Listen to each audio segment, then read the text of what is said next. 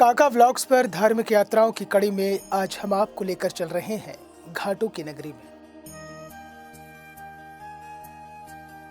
वो स्थान जहां पर हर घाट की है अलग कहानी।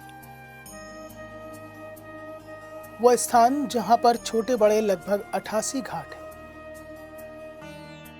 घाटों और मंदिरों के शहर वाराणसी, जिसको काशी और बनारस के नाम से भी जाना जाता है।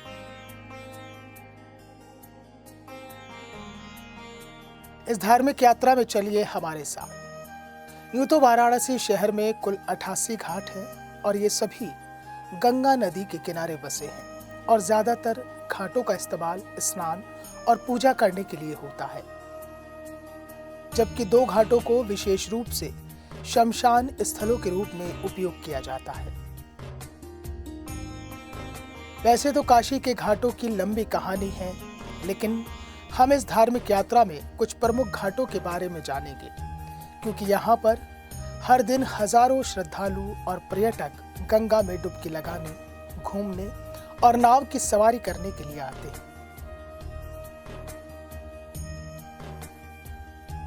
तो चलिए सबसे पहले बनारस घाट के इतिहासों के बारे में जान लेते हैं। वाराणसी में अधिकांश घाटों का पुनर्निर्माण 1700 ईस्वी के बाद किया गया था। उस वक्त यह शहर मराठा साम्राज्य का हिस्सा था। वर्तमान घाटों के संरक्षक मराठा, शिंदे यानी कि सिंधिया, होलकर, भोसले और पेशवाई हैं। यहाँ के कई घाट किंवदंतियों और पौराणिक कथाओं से जुड़े हैं। कहते भी हैं कि बनारस की सुबह और बनारस की शाम में कलकल करती गंगा की जलधारा के बीच अलग ही होती है। नाव की सवारी का अद्भुत आनंद होता है। काका व्लॉग्स की टीम अब आपको बनारस के घाटों के बारे में विस्तार से बताने जा रही है। घाटों की कहानी जानने के लिए आप हमारी इस वीडियो को अंत तक जरूर देखें। सबसे पहले 80 घाट। इस घाट पर विदेशी छात्र, शोधकर्ता, कलाकार और पर्यटक भारी संख्या में आते हैं। यहाँ रोजाना सुबह लगभग 300 लोग और त्योहारों के दौरान 2500 लोग प्रति घंटा आते हैं। इस घाट पर शिवरात्रि के दौरान एक साथ 22,500 के करीब लोग जमा होते हैं। एक मान्यता के अनुसार देवी दुर्गा ने शुंभ और निशुंभ नामक राक्षसों का वध करने के बाद उनकी तलवार को यहाँ फेंका था। जहां वो तलवार गिरी थी, उस नदी को असी नदी के नाम से जाना जाता था। गंगा नदी और असी के संगम स्थल को 80 घाट के नाम से जाना जाता है। अहिल्याबाई घाट। 1778 में केवलगिरी घाट का विस्तार करके इसे मध्य प्रदेश की महारानी अहिल्याबाई होलकर के संरक्षण में बनाया गया था, इसलिए उनके नाम पर इस घाट का नाम रखा गया। इस घाट पर महल के अलावा एक विशाल आवासीय परिसर और हनुमान मंदिर है।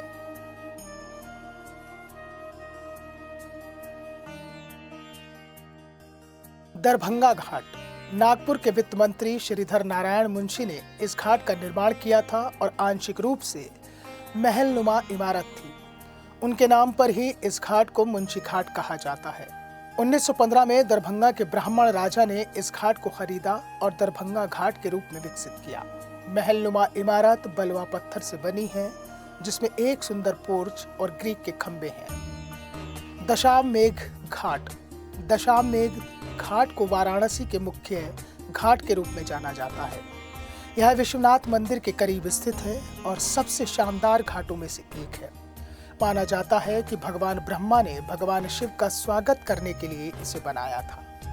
इस घाट की गंगा आरती बहुत प्रसिद्ध है, जो प्रतिदिन शाम को होती है। यहाँ भगवान शिव, गंगा, सूर्य, अग्नि और पूरे ब्रह्मांड के लिए आरती की जाती है। दिगपटिया घाट। कौसट्टी घाट के निचले हिस्से को 1830 में दिगपटिया के राजा ने बनवाया था, इसलिए इसे दिगपटिया घाट के नाम से जाना जाता है।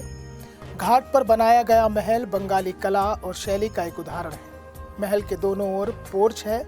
मंदिर के परिसर में काली, लोक देवी शिव, गणेश और कार्तिकेय के पुराने चित्र हैं।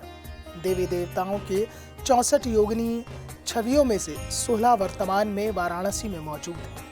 उनमें से 2 घाट की सीढ़ियों पर है। नारद घाट।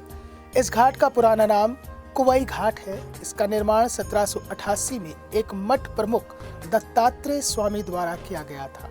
नारद घाट पर 4 महत्वपूर्ण मूर्तियां नारदेश्वर, अत्रेश्वर, वासुकेश्वरा और दत्तात्रेयश्वर है। गंगा महल घाट। ये घाट वाराणसी के प्रमुख घाटों में से एक है। इसका निर्माण 1830 ईस्वी में नारायण वंश द्वारा किया गया था। चूंकि महल को घाट पर रखा गया था, इसलिए घाट का नाम गंगा महल घाट रखा गया। इस महल का उपयोग अब शिक्षण संस्थानों द्वारा किया जाता है। पहली मंजिल का उपयोग कनाडा के विश्व साक्षरता कार्यक्रम द्वारा किया जाता है और ऊपरी मंजिल का उपयोग कॉल स्टेड विश्वविद्यालय द्वारा आयोजित इंडो स्वीडिश स्टडी सेंटर द्वारा किया जाता है। ललिता घाट।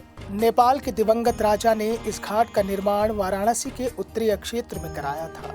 यह गंगा केशव मंदिर का स्थान है, जो काठमांडू शैली में बना एक लकड़ी का मंदिर है। मंदिर में पशुपतिश्वर की एक मूर्ति है, जो भगवान शिव का एक रूप है, और यह चित्रकारों और फोटोग्राफर्स की पसंदीदा साइट भी है।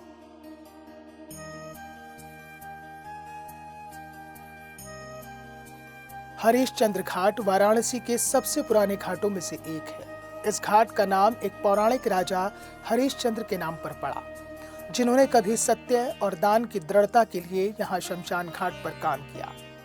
यह माना जाता है कि देवताओं ने उसे अपने संकल्प, दान और सच्चाई के लिए पुरस्कृत किया और अपने खोए हुए सिंहासन और उसके मृत बेटे को वापस कर दिया।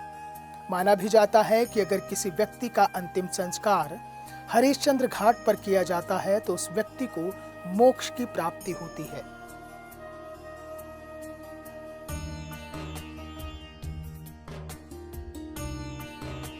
चेतसिंह घाट। चेतसिंह घाट एक ऐतिहासिक गढ़ घाट है। इस स्थान पर 1781 में वारेन हेस्टिंग्स और चेतसिंह की सेना के बीच युद्ध हुआ। महाराजा प्रभु नारायण ने 19वीं शताब्दी के उत्तरार्ध में किले और घाट को ब्रिटिशों से लिया था। इस घाट के 4 भाग हैं, जिन्हें चीता सिंह घाट, निरंजनी घाट, निर्वाणी घाट और शिवाला घाट के नाम से जाना जाता है।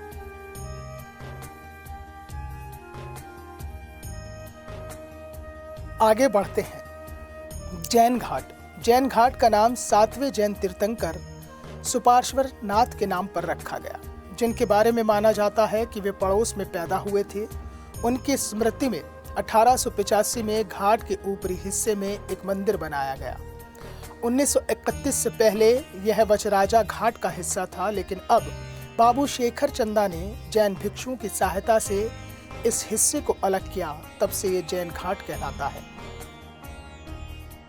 सिंधिया घाट मणिकर्णिका घाट के उत्तर में है और इसे शिंधे घाट की सीमा के रूप में जाना जाता है। यहाँ स्थित शिव मंदिर लगभग 150 साल पुराना है और आंशिक रूप से नदी में डूबा है। मणिकर्णिका घाट पर माता सती के कान का आभूषण गिर गया। यह वाराणसी में सबसे प्रसिद्ध, पवित्र और सबसे पुराने घाटों में से एक है। इस घाट पर हिंदू रीति रिवाजों से अंतिम संस्कार किया जाता है।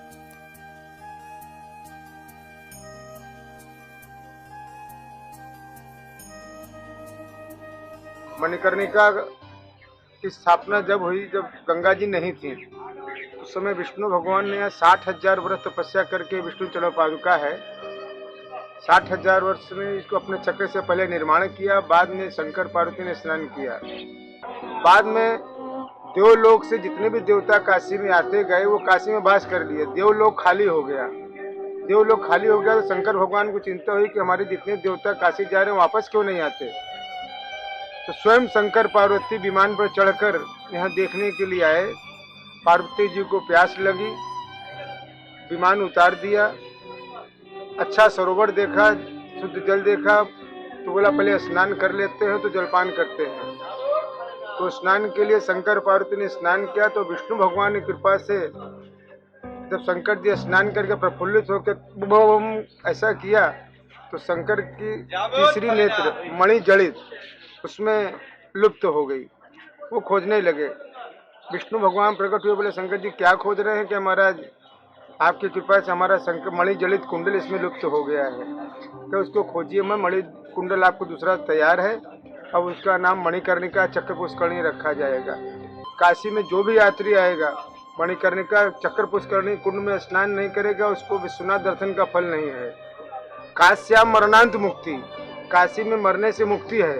उस मुक्ति की प्राप्ति के लिए लोग आते हैं, 100 लेके आते हैं, पुण्य साध के लिए आते हैं, शिव विसर्जन के लिए आते हैं, तरह तरह से आते हैं। राजेंद्र प्रसाद घाट पहले ये दशामेध घाट का हिस्सा था। 1779 में भारत के पहले राष्ट्रपति राजेंद्र प्रसाद की स्मृति और सम्मान में इस घाट का नाम राजेंद्र प्रसाद घाट रखा गया। माना जाता है कि 3री शताब्दी ईस्वी में भारशिव नागा राजाओं ने यहाँ घोड़े की बलि दी थी। 1980 के दशक की शुरुआत इस घाट का इस्तेमाल लकड़ी, रेत और पत्थर की प्लेटों के कारोबार के लिए किया जाता था।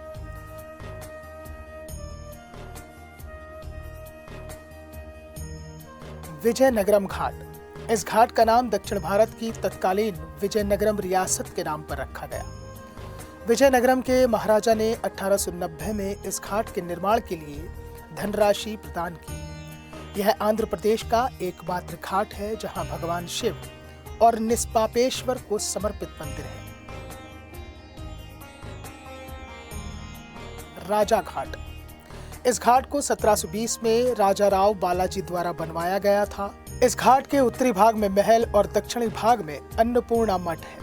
1965 में उत्तर प्रदेश सरकार ने इस घाट का जीर्णोद्धार किया और लाल पत्थरों से बने चरणों का निर्माण किया। इस घाट पर मां गंगा के सम्मान में तेल के दीपोत्सव का आयोजन भी होता है।